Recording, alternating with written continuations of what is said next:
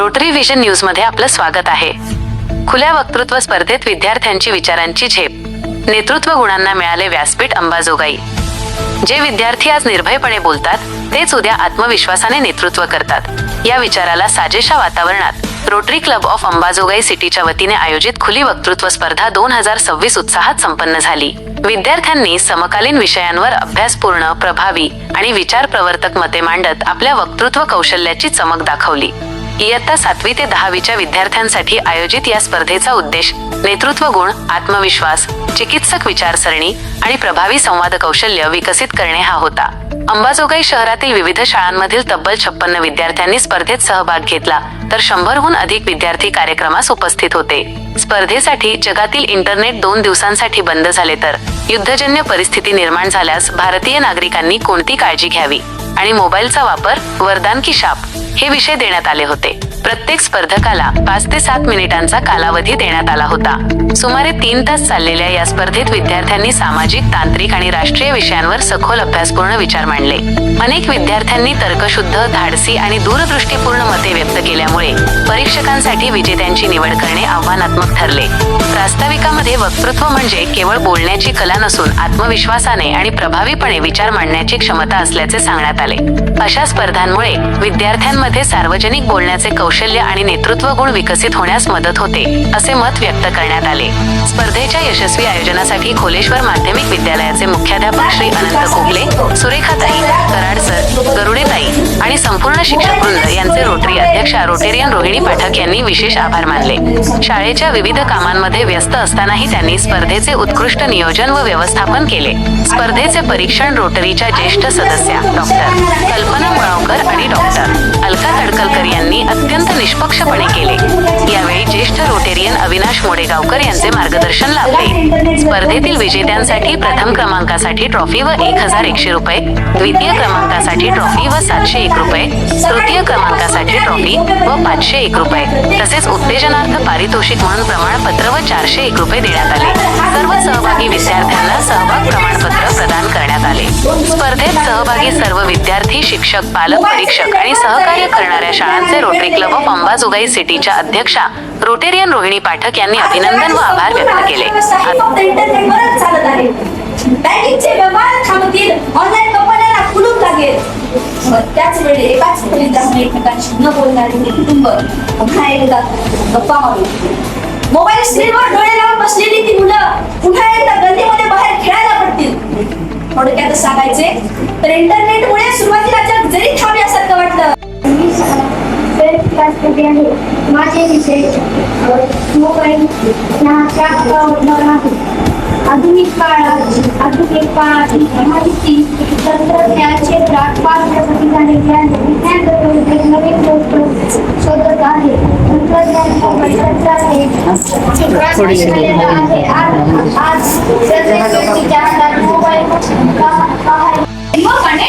विचार मांडला, एखादा मुद्दा मांडला तर तो मुद्दा त्या मुद्द्याला जर 1 लाख लोकांनी पाठिंबा दिला तर तो मुद्दा हा संसदेमध्ये मांडणं सक्तीचं केलं जातं। म्हणजे आमच्या देशातील युवकांना आपल्या स्वतःचा मुद्दा, विचार हा संसदेमध्ये मांडण्यासाठी नेण्यासाठी रस्त्यावरती उतरावं लागतं, रक्ताचा खर्च पाडावा लागतो, मोर्चे काढावे लागतात, आंदोलने करावी लागतात। आपण जर या ब्रिटन देशाकडून जर काही शिकलो आणि त्यांच्यासारखा मोबाईलचा वापर केला तर मोबाईल हा वरदानच ठरणार नाही, तर खऱ्या अर्थाने भारताच्या विकासामध्ये खूप मोठा बदल घडवून आणल्याशिवाय, परिवर्तन घडवून आणल्याशिवायही राहणार नाही। मोबाईल एक साधन आहे, साधन कधी शाप किंवा वरदान नसतात। त्याला वापरणारी माणसं शापाला आणि वरदानाला जन्म देतात, शापाला आणि वरदानाला जन्म देतात। मला येथे तुकोबांची ओळ आठवते। तुकोबा म्हणतात, तुका नाही दर्पणाचे अंग ज्याचा त्याचा दागिरंग, ज्याचा त्याचा दागिरंग। खरं तर मोबाईल दर्पणाचे अंग घेऊन आपल्या समोर आला आहे आणि आपण कुठला आणि कसा बिंब आपल्याला दाखवायचं त्यावर आपले प्रतिबिंब अवलंबून असते, त्यावर आपले प्रतिबिंब अवलंबून असते। And the most important point is phones can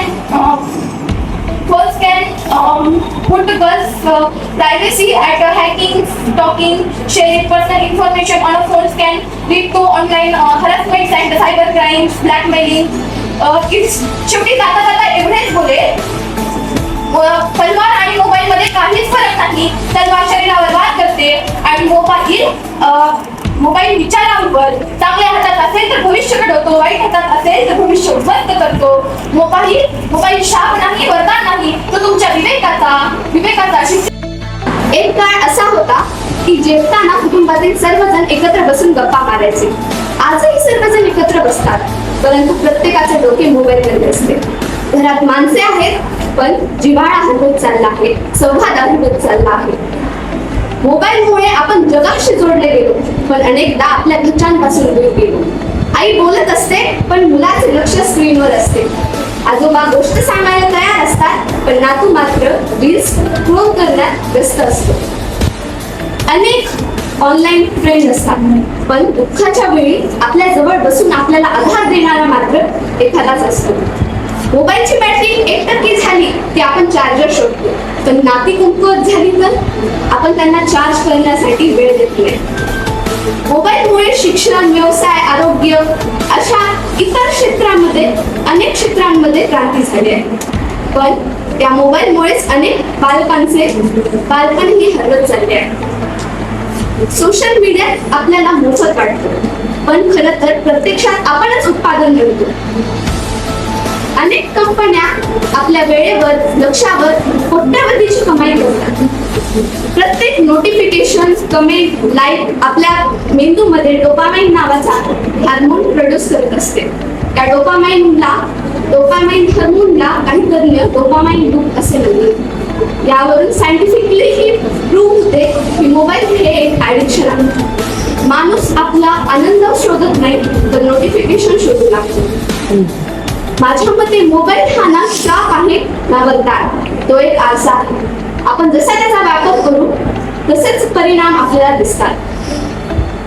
मोबाईलमुळे काही काळात आपल्याला डिजिटल डिटॉक्स सारखे केंद्र सुरू करण्याची वेळ येणार आहे. आपण फक्त युजर्स आहोत, ना की creator. We are users and approach your success. Thank you. धन्यवाद. Today I am here to share my opinion on the subject. The internet is good or the curse. म्हणजेच इंटरनेट हे कर्स म्हणजेच शाप आहे का मग वरदान. नमस्कार, माझे नाव रिया परमेश्वर. तुम्हाला माहिती आहे का, अमेरिकामध्ये इसवी सन 1973 साली in 1973 एका माणसाने मॅग्नस कॉपर याने एक विज्ञानाच्या जगातील असा एक मोठा आविष्कार घडवला. म्हणजेच त्याला मोबाईलचा शोध लावला. त्या काळातील मोबाईल म्हणजे एक कल्पकतेच्या बाहेरची गोष्ट होती, पण पुढे जाऊन ती माणसाचा शत्रू बनली. पण कशी ते सांगते. मोबाईल आजच्या जगातील बँकिंग, ट्रान्झॅक्शन, इमोशनल अशा वेगवेगळ्या गोष्टींनी माणसासोबत जखडलेली असते. पण ती माणसासोबत जखडलेली असून पण आपल्या जवळच्या माणसांना तोडते. जसं आपण मोबाईल मधून बाहेर जगातील प्रत्येक माणसांना बोलतो, पण आपल्या घरातील माणसांना मात्र दूर करतो. हा मोबाईल आता जाऊन प्रत्येक माणसाचे शत्रू झाला आहे. मोबाईल जसं प्रत्येक नाण्याच्या 2 बाजू असतात, चांगली तर दुसरी वाईट. चांगली बाजू म्हणजे काय, मोबाईलने प्रत्येक काम 2 ते 3 मिनिटात सहज होतं. जसं कॅल्क्युलेशन असो किंवा कुणाला संपर्क साधायचा असो, अशी कितीतरी कामे सहज होतात. पण मात्र मोबाईल हे आता मनुष्याचं व्यसन झालेलं आहे. हो, अक्षरशः व्यसन.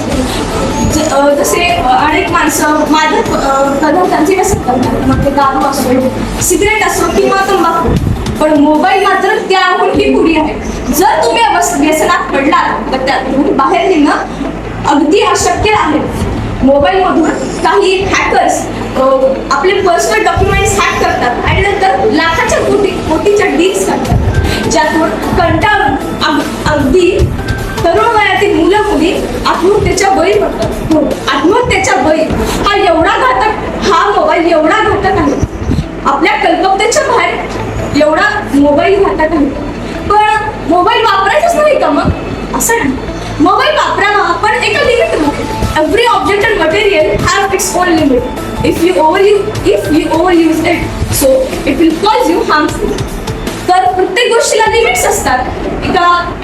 प्रत्येक प्रमाण असतं बघण्याचं, तसं मोबाईलला पण असतं. जर तुम्ही एका लिमिटच्या बाहेर बघितलं तर ते तुम्हाला हानी पोहोचू शकतं. असं काही मोबाईलचं असतं. आपण चाकू फळं कापण्यासाठी वापरला तर आणि जर एखादा गळा कापण्यासाठी वापरला, यातील फरक मोबाईल आपल्याला समजून देतो. शेवटी मी एवढंच म्हणेन, जय नाव आयुष. माझ्या शाळेचे नाव कलेश्वर इंग्लिश स्कूल. इयत्ता मी 7वीत शिकतो.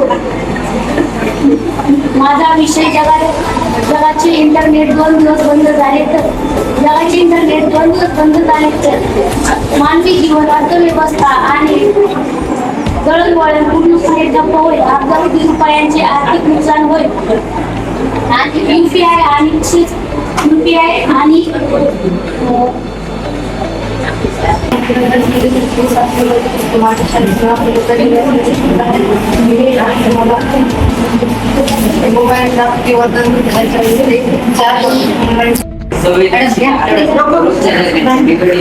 विषयावर मी बोलणार आहे तो म्हणजे मोबाईलचा जीवनभर. आजच्या काळात मोबाईल हा आपल्या जीवनाचा खूप मोठा भाग बनला आहे.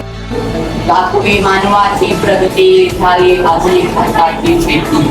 आंतरजाल बंदच पडले तर तुमच्या आणि माझ्या शिक्षणामध्ये काय होईल? युडाएस प्रणाली, शिष्यवृत्ती आवेदनपत्रे, विविध परीक्षांचे फॉर्म आपण यांच्या यामध्ये वितरित करू शकतो.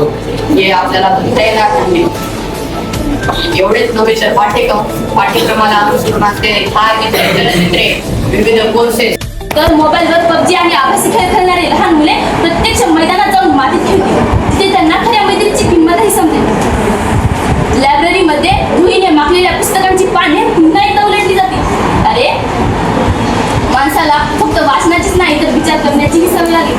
2 दिवसानंतर जेव्हा इंटरनेटची जाळे पुन्हा पूर्वीप्रमाणे सुरू होईल तेव्हा माणूस एका फार मोठ्या आणि ऐतिहासिक घड्याने समृद्ध झालेला असेल. तो म्हणजे या 48 तासात जगाला कळेल की इंटरनेट हे माणसाला माणसाशी जोडण्यासाठी तयार केले गेले होते.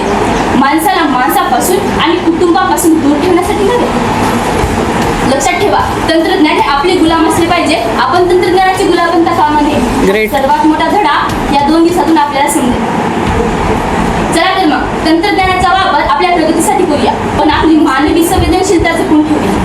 2 दिवस इंटरनेट बंद पडताच आभासी जगाचा मुखवटा गळेल. अरे, 2 दिवस इंटरनेट बंद पडताच आभासी जगाचा मुखवटा गळेल. तेव्हा कुठे या हरवलेल्या माणसाला तेव्हा कुठे या धावणाऱ्या माणसाला स्वतःचा हरवलेला माणूस भेटेल. अरे, नेट संपल्यावर डोळे उघडतील, मोबाईलची केस सुटेल. अरे, नेट संपल्यावर डोळे उघडतील आणि मोबाईलची केस सुटेल. शेवटी एवढाच म्हणेल, मोबाईल रिचार्ज करण्यापेक्षा कधीतरी स्वतःच्या नात्यांना रिचार्ज करून. अरे, मोबाईल रिचार्ज करण्यापेक्षा कधीतरी स्वतःच्या नात्यांना रिचार्ज करून पहा. आयुष्य खूप सुंदर आहे, त्याचा आनंद घ्या, त्याचा आनंद घ्या. आयोजकांनी मला इथे बोलण्याची संधी दिली त्याबद्दल मी त्यांचे आभार मानते. एवढे बोलून मी माझे भाषण थांबवते. जय हिंद, जय भारत, जय भारत. या कल्पनारम्य पण विचार करणाऱ्या विषयावर माझे विचार नाही आहे. मित्रांनो, आजकाल आपण डिजिटल युगात जगतो. सकाळी उठल्यापासून ते झोपेपर्यंत आपण मोबाईलशी कनेक्टेड असतो. सकाळी उठल्यावर सर्वप्रथम आपण आपला मोबाईल तपासतो. मेसेजेस आले का, सोशल मीडियावर काय नवीन आहे हे पाहतो. पण उद्या सकाळी उठल्यानंतर मोबाईलवर फक्त नो इंटरनेट असं दिसलं तर जगाचे इंटरनेट 2 दिवसासाठी बंद पडले तर त्याचे परिणाम खूप मोठे. सर्वप्रथम संवाद व्यवस्थेवर त्याचे परिणाम. व्हॉट्सअप, ईमेल, इंस्टाग्राम, टेलिग्राम आणि बाकी सगळ्या ऑनलाईन सेवा देखील बंद होतील. अनेक परदेशात राहणाऱ्या नातेवाईकांशीही संपर्क साधता येणार नाही. अनेक कंपन्यांचे काम थांबेल. घरी बसून काम करणाऱ्या कर्मचाऱ्यांना देखील अडचणी निर्माण होतील. वाहतूक व्यवस्थेवरही याचे परिणाम असतील. पोलीस, विमानांचे आरक्षण, रेल्वे तिकीट बुकिंग, ऑनलाईन असा विचार उद्याचे नेतृत्व घडवतो, हा संदेश देत कार्यक्रमाची सांगता झाली. रोटरीच्या विविध न्यूजसाठी Rotary Vision News channel subscribe करा. धन्यवाद.